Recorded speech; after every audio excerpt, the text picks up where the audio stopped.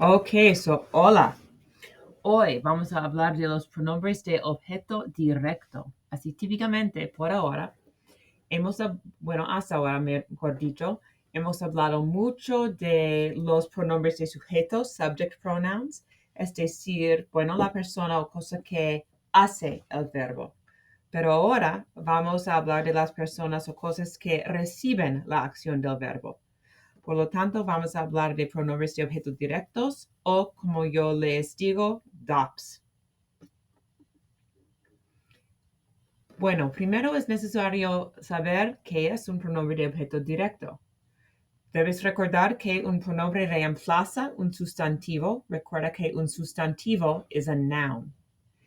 Y que el objeto directo de una oración recibe la acción del verbo. El objeto directo puede ser una persona, un animal o una cosa. Y como puedes ver en los ejemplos aquí, que usamos pronombres de objeto directo en inglés también, y vamos a hablar de esos ejemplos en inglés, pero en las tres cajas pequeñas que están en el centro de la primera página, vas a escribir los ejemplos, las preguntas y las respuestas, y recomiendo que subrayes, que significa underline, o resaltes, highlights, los pronombres de objeto directo en inglés para poder verlos más fácilmente. Okay? So, por ejemplo, for the first sentence, we have, did you all get new passports? New passports, both the adjective and the noun, would be your direct object in this sentence. And in your answer, you get rid of them and replace, you get rid of those two words and replace them by saying, yes, we got them. Them being your direct object pronoun that is replacing new passports. Second example, did they follow the route through the rainforest, or the route, however you prefer to pronounce it, through the rainforest? So in this case, you actually sweep up the entire back part of the sentence, the route through the rainforest. See? You can actually, you could just do the route and add in through the rainforest if you want, but either way. Yes, they followed it. It replacing the route or the route through the rainforest, whatever you want to do. Okay. But yes, they followed it. It being the direct object pronoun that is replacing the route, or once again, or the route, or the entire back part of that sentence if you prefer, because it really doesn't need to be repeated. And your third example here, when did you help the refugees? I helped them yesterday. So the refugees being the direct object in the original question, and then them in the answer being the direct object pronoun that is being used to replace the refugees.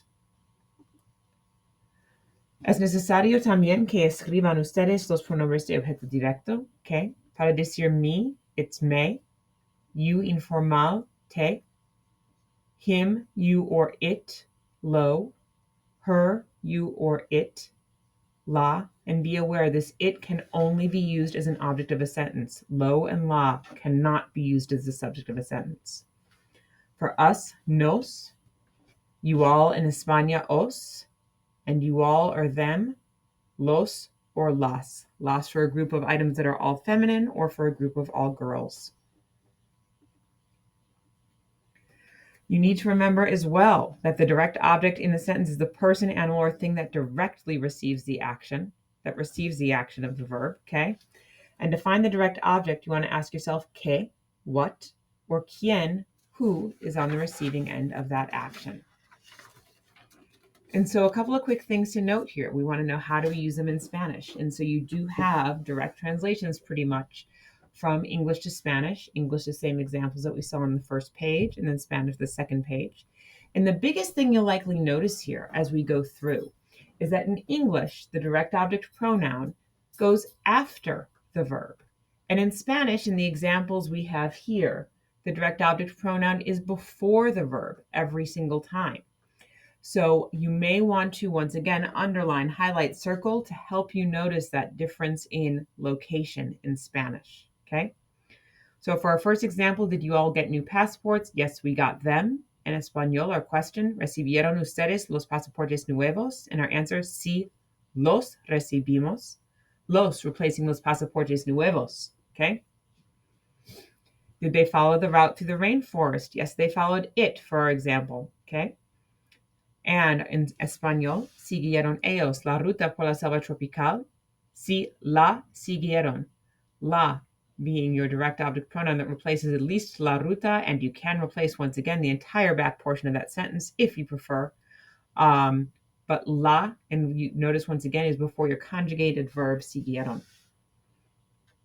Finally, when did you help the refugees? I helped them yesterday.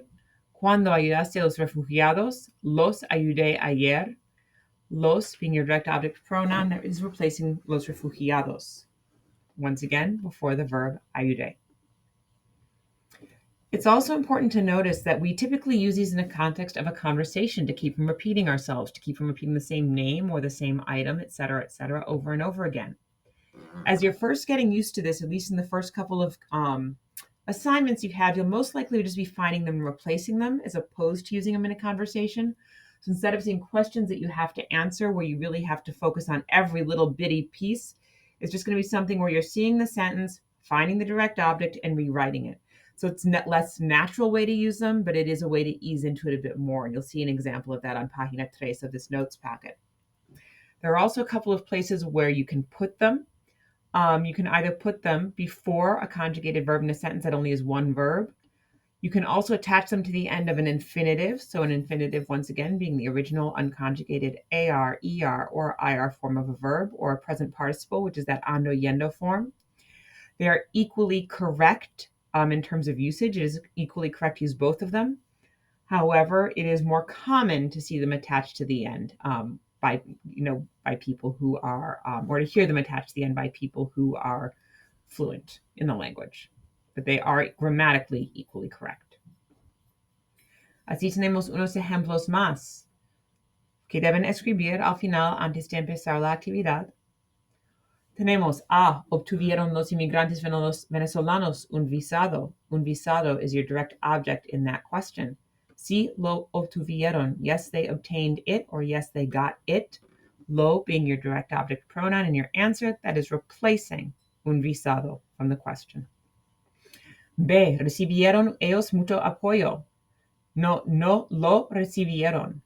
Mucho apoyo was your direct object in the question. And lo is your direct object pronoun that is replacing mucho apoyo in your answer. Finally, say, necesito tener un pasaporte estadounidense para entrar en Puerto Rico. So you've got no, lo, necesitas tener, or no necesitas tenerlo. So un pasaporte estadounidense, so a U.S. passport, is the direct object. Wherever you choose to place lo is fine, either before necesitas, which is your conjugated verb, or at the end of tener, which is the infinitive of your second verb that is unconjugated. Once again, equally correct. You may write down both options or one and use which is best for you, or start off using one, and if you're more comfortable with the other, move on to that as time goes on. Now, this is the end of the packet, but you do have a little practice here in Página 3. En la página 3, lean las instrucciones con cuidado porque no hay preguntas aquí. Que lo que van a hacer es simplemente escribir cada oración otra vez y reemplazar el objeto directo de la oración original con el pronombre de objeto directo apropiado. Así simplemente vas a escribir la oración otra vez y es como algo de find and replace. Call me over if you have questions or need help. Gracias.